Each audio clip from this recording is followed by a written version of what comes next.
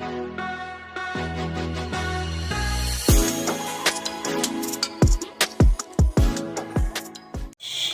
Friends, आज हम लोग पढ़ने वाले हैं exercise 7.2 class 10th NCERT mathematics. Question number 3 तक हम सॉल्व करवा चुके थे। तो आइए देखते हैं क्वेश्चन नंबर 4। क्वेश्चन नंबर 4 है find the ratio in which the line segment joining the point -3, 10 and 0, -8 is divided by -1, 6। तो देखें, समझ लेते हैं। ये आपका एक क्या है, लाइन सेगमेंट है। ए पॉइंट, ये ए पॉइंट के कोऑर्डिनेट आपके ये गिवन है -3, 10 और बी पॉइंट के कोऑर्डिनेट आपका ये है 0, -8। ठीक, कोई पॉइंट ये पी है जो इस लाइन सेगमेंट को एक रेशियो में डिवाइड कर रहा है। इसके कोऑर्डिनेट भी गिवन है आपके -1, 6। ठीक है, तो यहाँ पर कहा है कि रेशियो बताइए। क्या कहा है? Find the ratio. रेशियो का मतलब है कि आपको M1 और M2 का रेशियो निकालना है। ठीक है, कोई प्रॉब्लम नहीं ना। तो चलिए सबसे पहले सेक्शन फार्मूला नोट कर लेते हैं। तो सेक्शन फार्मूला क्या है? x, y equal to bracket में M1 x2 plus M2 x1 upon M1 plus M2। ठीक है, दूसरा हो जाएगा M1 y2 plus M2 y1 upon M1 plus M2।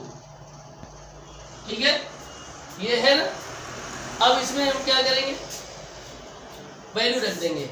तो ये x y की वैल्यू है, ये x और y की वैल्यू है, और ये a पॉइंट के जो कोऑर्डिनेट है तो इसमें x1 y1 और x2 y2। ठीक है, चलिए वैल्यू रखते हैं। एक्स वाई की तो यही हो जाएगी क्या, -1, 6। क्लियर, इक्वल टू यहाँ क्या हो जाएगा, M1 M2 तो है ही नहीं, यही निकालना है।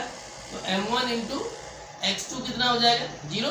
देखिए ये 0 है ना, और प्लस M2 x1 कितना है, -3। क्लियर, अपॉन कितना हो जाएगा, M1 प्लस M2।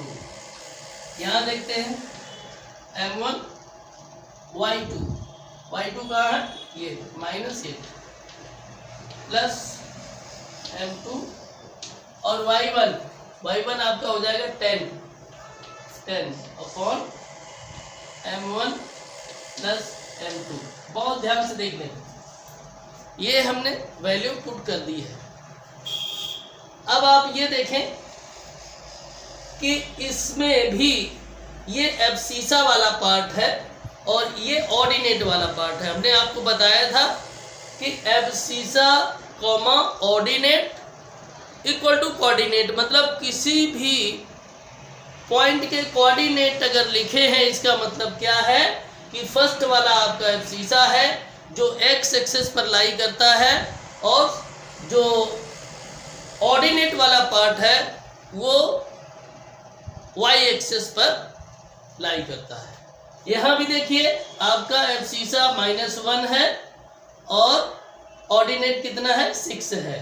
तो आप देखिए, अगर केवल आप एब्सीसा ले करके कर लेंगे तब भी आपका आंसर आ जाएगा, और अगर आप ऑर्डिनेट को लेकर के करते हैं तब भी आ जाएगा। ठीक है, तो चलिए हम क्या करते हैं, हम एब्सीसा ले लेते हैं। इसका एब्सीसा कितना है, -1, तो यहाँ हो जाएगा क्या, -1 इक्वल टू इसका एब्सीसा तो ये होगा पूरा, तो इसको ले लीजिए। तो इसको यहाँ ले लेंगे, ये तो 0 हो जाएगा, है ना, प्लस और माइनस यहाँ है तो मल्टीप्लाई होगा, तो -3m2 हो जाएगा। कितना हो जाएगा, -3m2, और नीचे हो जाएगा m1 प्लस m2। क्लियर, अब क्या करेंगे, बाई 1 कर दीजिए, क्रॉस मल्टीप्लिकेशन कर दीजिए। क्या कर देंगे, क्रॉस मल्टीप्लिकेशन। तो क्या कंडीशन आ जाएगी यहाँ पर, देखिए ये आपका हो जाएगा -3m2 इक्वल टू -m1 और -m2। ठीक है, अगर हम इसको इधर ले आए तो क्या हो जाएगा, ये हो जाएगा -3m2 plus m2 equal to -m1 हो जाएगा ना। स्टूडेंट्स एक चीज और मिस्टेक हुई है, यहाँ पर देखें, यहाँ पर था आपका 6 और हमने इसको कर दिया है 0, तो इसको कर लीजिएगा ऐसे 6। ठीक है, तो अगर ये 6 है तो जहाँ 0 है वहाँ ऐसे 6 कर दीजिए। सॉरी ये गलत हो गया है, वैल्यू गलत रख गई है, कोई बात नहीं है। तो यहाँ पर आपका ये जो हो जाएगा, ये आ जाएगा 6m1 -3m2। ठीक है, तो यहाँ भी करना पड़ेगा, ये आ जाएगा 6m1 -3m2 हो जाएगा ना। तो ये आपका -3m2 और ये जो m2 है इधर आ जाएगा, प्लस का हो जाएगा, इधर माइनस है, यहाँ क्या हो जाएगा इक्वल टू -m1 और ये जो 6m1 है ये राइट हैंड साइड में जाएगा, तो ये माइनस का हो जाएगा 6m1। ठीक है, तो यहाँ तक तो ठीक है। इसके बाद में बोर्ड में तो जगह है नहीं, तो मैं ऐसा करता हूँ कि क्वेश्चन को हम कर देते हैं साफ। ठीक है ना, तो यहाँ पर हम कैलकुलेशन कर देंगे और आप लोग परेशान ना हो। इसके नीचे आप कंटिन्यू रखें, इसके नीचे यहाँ जगह नहीं है तो हम यहाँ ऊपर कर दे रहे हैं। ठीक है, तो देखिए यहाँ पर क्या हो जाएगा, -3m2 प्लस m2, तो ये आ जाएगा आपका माइनस का 2m2। क्या आ जाएगा, माइनस का 2m2 और यहाँ पर कितना आ जाएगा, इक्वल टू माइनस का 7m1 आ जाएगा ना। तो इसको अगर हम करें तो कर सकते हैं m2 अपॉन m1, ये वाला इधर आएगा m1 तो अपॉन में हो जाएगा, ये -7 और -2 इधर आएगा तो -2 हो जाएगा, माइनस माइनस कैंसिल आउट हो जाएगा। ठीक है, तो ये हो जाएगा m2 upon m1 equal to 7/2 और अगर हम इसको लिखना चाहें m1/m2 तो ये हो जाएगा 2/7, यानी इसका रेशियो कितना निकल आएगा 2:7। ठीक है, इसको ध्यान से आप लोग नोट कर ले। क्वेश्चन सॉल्व हो गया, आप लोगों को अच्छे से समझ में आ गया क्वेश्चन। अगर अच्छे से क्वेश्चन समझ में आ गया है तो तो वीडियो को लाइक करें, अपने इस मित्रों को शेयर करें और कमेंट अवश्य करें। और अगर चैनल पर नए हैं तो Pandey excellent tutorials YouTube channel को सब्सक्राइब करें, बेल आइकन को दबाएं और ऑल के ऑप्शन को भी प्रेस करें, ताकि जैसे ही वीडियो हम डालें तुरंत आप लोगों को मिले और आप उसका लाभ ले सके। तो इस तरह से ही आपका क्वेश्चन नंबर 4 हो गया क्लियर। अब हम लोग देखेंगे क्वेश्चन नंबर 5। क्वेश्चन नंबर 5 है, find the ratio in which the line segment joining A in bracket 1, -5 and b in bracket -4, 5 is divided by the x-axis. Also find the coordinates of the point of division. मतलब ये है एक line segment है, ध्यान से देखें, ये a point है और ये b है। a पॉइंट के कोऑर्डिनेट दिए हैं 1, -5 और b के कोऑर्डिनेट आपके हैं -4, 5। ठीक है, ये डिवीजन पॉइंट है कोई P। ठीक है, x, y हम इसके कोऑर्डिनेट को कंसीडर कर लेते हैं। मान लीजिएगा कि m1 और m2 के रेशियो में ये डिवाइड हो रहा है। ठीक है, तो सबसे पहले हम लिख लेंगे सेक्शन फार्मूला। तो सेक्शन फार्मूला क्या होता है, x, y है ना, in bracket m1 x2 plus m2x1 upon m1 plus m2, और ये हो जाएगा m1y2 plus m2y1 upon m1 plus m2। ठीक है, वैल्यू रख दीजिए। तो यहाँ पर एक चीज आपको ध्यान देना पड़ेगा, यहाँ पर कहा है कि x एक्सेस है। क्या है? x axis. तो x एक्सेस का मतलब है कि y आपका 0 हो जाएगा। क्या हो जाएगा? 0 हो जाएगा। ध्यान रखिएगा, x एक्सेस पर अगर है डिफरेंस पॉइंट तो y की वैल्यू क्या हो जाएगी? 0। तो यहाँ भी हो जाएगा 0। क्लियर? चलिए आगे बढ़ते हैं और रख देते हैं वैल्यू। तो वैल्यू रखेंगे, यहाँ क्या हो जाएगा? यहाँ की तो कोई वैल्यू गिवन है नहीं, इसमें आएंगे तो m1 x2 कितना है भाई? x2 आपका -4 प्लस m2 x1 है 1 और upon m1 plus m2। Clear? यहाँ आइए, m1 y2 कितना है? y2 आपका ये हो गया 5 प्लस m2 और y1 -5 upon m1 plus m2। यही हो जाएगा ना? क्लियर? अब क्या करेंगे? अब इसको देखिए, यहाँ x है, अगर यहाँ पर वैल्यू दी होती तो हम एब्सिसा को लेकर के, यानी इसका एब्सिसा और इसका एब्सिसा दोनों को इक्वल कर देते और जो रेशियो था वो निकल आता। लेकिन यहाँ पर कंडीशन कुछ अलग है। कंडीशन क्या अलग है कि एक इसका भी आपको नहीं दिया हुआ है ना, तो 0 वाला ले लीजिए। तो 0 वाला आसानी से हो, यानी ऑर्डिनेट पार्ट इसका 0 है, तो इसका ऑर्डिनेट और इसको अगर हम इक्वल कर दें तो क्या हो जाएगा? देखिए, ये हो जाएगा 0 equal to 5m1 minus 5m2 upon m1 plus m2। ठीक है, बाई 1 कर देंगे।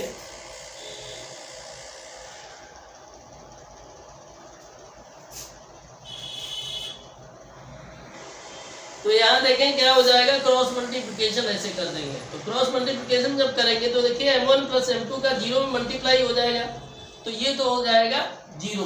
ठीक है, बचेगा क्या? बचेगा ये 5m1 और माइनस 5m2 इक्वल टू 0 हो जाएगा ना। ये हो जाएगा 5m1 इक्वल टू 5m2, तो ये हो जाएगा m1 upon m2 equal to 5/5, ये कट हो जाएगा। तो m1 upon m2 equal to 1/1, यानी m1 is to m2 equal to 1:1, यानी रेशियो कितना आया? 1:1। इसका मतलब है कि डिवाइडिंग पॉइंट जो है वो a और b का मिड पॉइंट है। क्या है? a और b का मिड पॉइंट है। ठीक है, तो यहाँ तक आप लोग कर लें। उसके बाद में अभी बचा हुआ है कि जो ये डिवाइडिंग पॉइंट है इसके कोऑर्डिनेट कितने, यानी x की वैल्यू हमें निकालनी पड़ेगी। तो चलिए इतना नोट कर लें, उसके बाद में बताते हैं।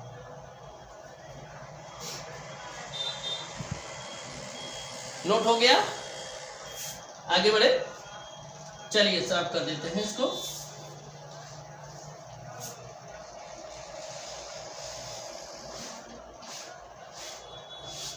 अब देखिए,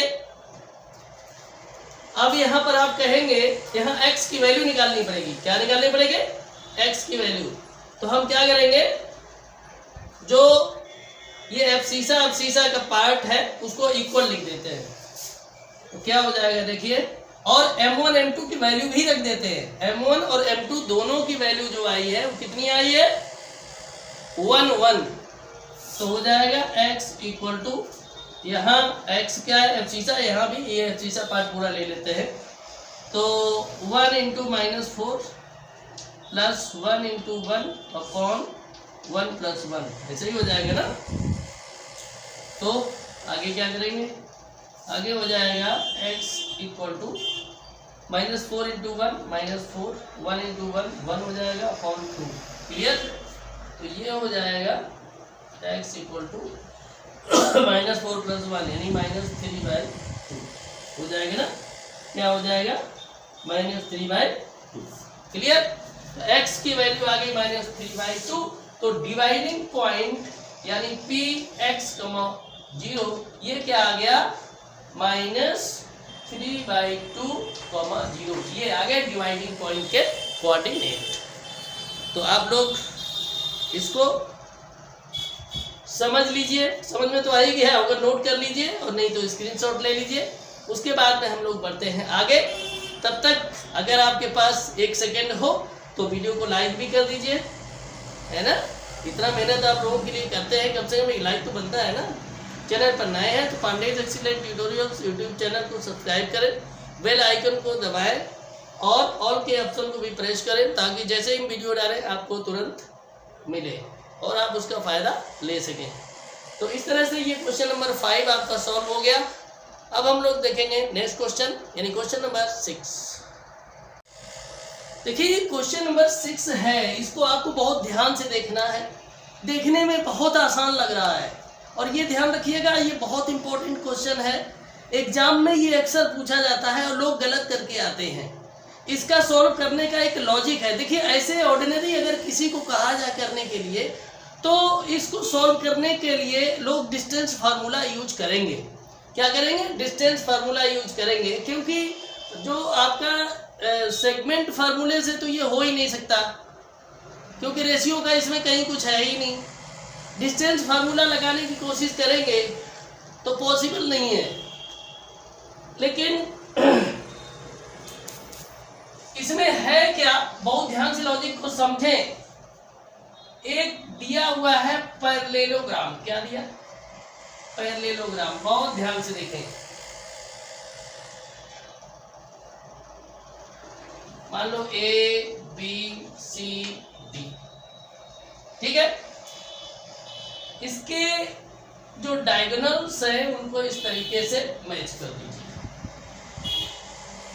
तो A के कोऑर्डिनेट है 1, 2 और B के है 4, y, ठीक। और C के x, 6 और D का क्या हो जाएगा? 3, 5, ठीक है। यहां पर देखें ये O इनका इंटरसेक्टिंग पॉइंट।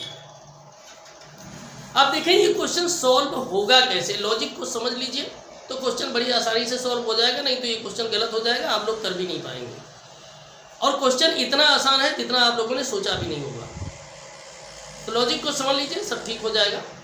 पहली चीज तो एक ये है, आप ये देखें कि जो पैरेललोग्राम होता है उसके जो डायगोनल्स होते हैं वो एक दूसरे को बाइसेक्ट करते हैं। क्या करते हैं? बाइसेक्ट करते हैं, यानी 2 इक्वल पार्ट में डिवाइड करते हैं, है ना।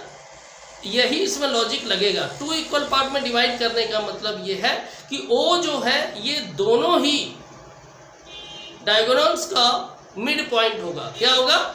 मिड पॉइंट होगा, ठीक है। तो यहाँ पर आपको x और y की वैल्यू पूछी गई और कुछ नहीं पूछा गया, ठीक है ना। जो यहाँ पर y है, x है, क्या वैल्यू होगी, बस इतना ही पूछा गया है। तो चलिए शुरू करते हैं। और सबसे पहले हम लोग मिड पॉइंट फार्मूले का यूज करेंगे। किसका करेंगे?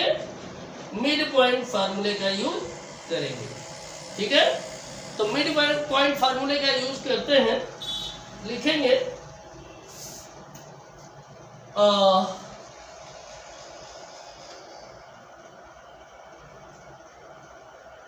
Mid point of diagonal AC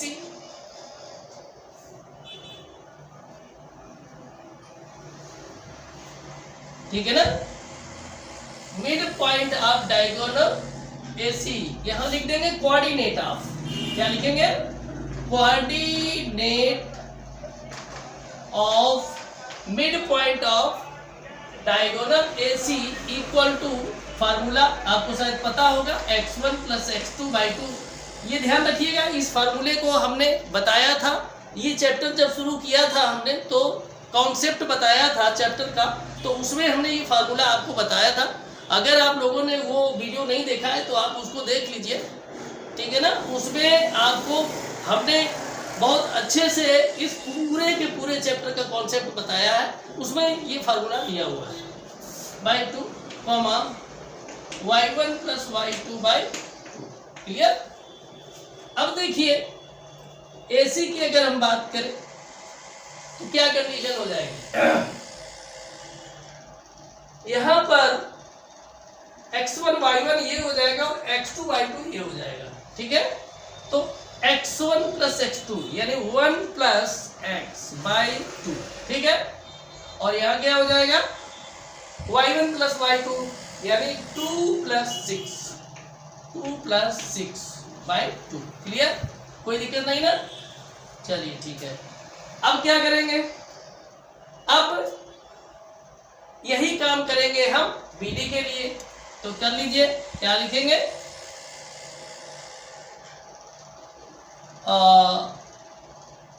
coordinate of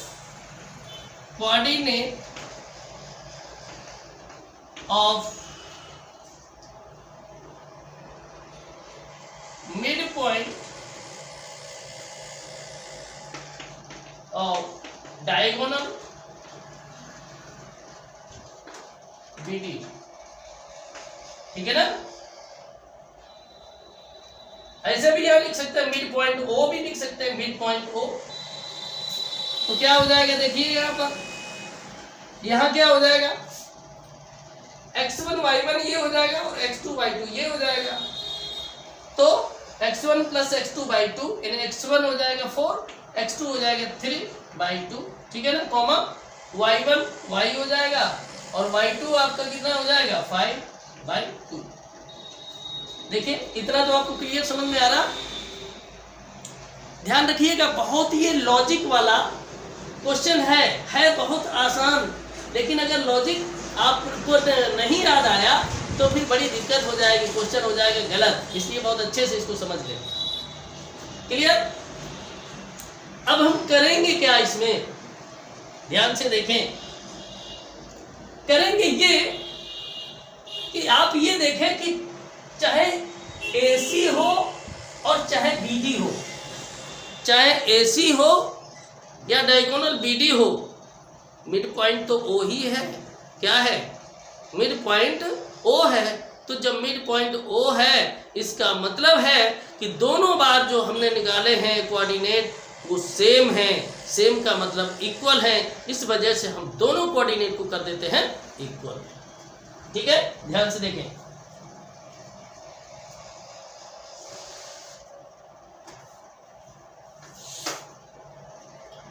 यहां हो जाएगा ये 1 प्लस एक्स बाई 2 कॉमा और ये 6 प्लस 2 8 बाई 2 ये हो गया। और इधर का क्या था 4 प्लस 3 7 बाई 2 और y प्लस 5 बाई 2। ध्यान से देखिए, दोनों इक्वल हो गए। अब हम इसमें करेंगे क्या, इसमें करना ये है कि एब्सीसा को एब्सीसा के इक्वल कर दीजिए और ऑर्डिनेट को ऑर्डिनेट के इक्वल कर दीजिए। ठीक है, तो देखिए क्या हो जाएगा, ये हो जाएगा 1 प्लस एक्स बाई 2। ठीक है ना, 1 plus x by 2 equal to, यहाँ क्या है एब्सीसा 7 बाई 2। यहाँ से 2 से 2 कैंसिल हो जाएगा ना।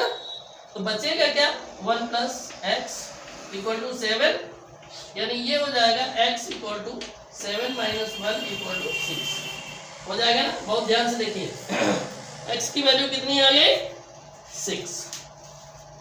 अब y की वैल्यू निकाल लेते हैं। ये तो आप लोगों ने नोट कर लिया होगा, इसको मैं साफ कर देता हूं।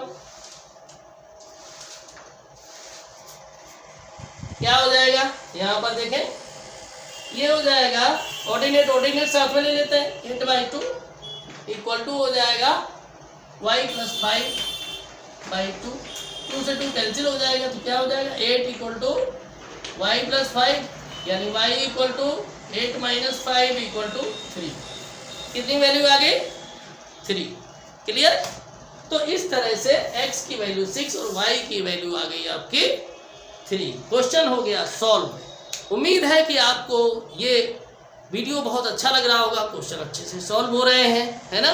वीडियो को लाइक भी कर दीजिए, आपके लिए इतना मेहनत करते तो लाइक में तो कोई आपका खर्चा होता नहीं है ना। और चैनल पर नए हैं Pandey's excellent tutorials YouTube channel को जरूर सब्सक्राइब कर लें। मैं स्पेशली मैथमेटिक्स के ही वीडियो डालता हूं और उस तरीके से आपको समझाने का प्रयास करता हूं जिस तरह से आप समझ सकते हैं।